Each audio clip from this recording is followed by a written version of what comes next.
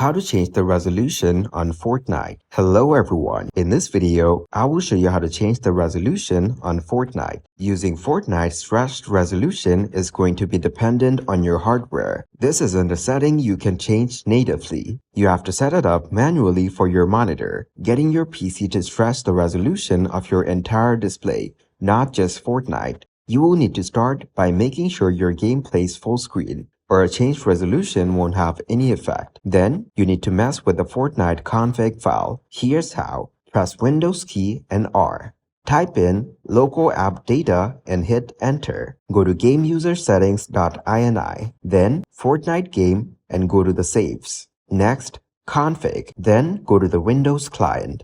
Open up the GameUserSettings.ini file. In there, you can find the resolution size. It should read the same text as shown here and the same for Y. Change this to your preferred resolution size. These are some common stretched res Fortnite pros use. 1024 by 768, 1280 by 960, 1440 by 1080. The next step is going to be different depending on your graphics card. These are the instructions for NVIDIA and AMD to use stretched resolution in Fortnite. Thank you guys for watching this video. Hope you got some value. Make sure to like the video and subscribe to the channel to get notified of new videos.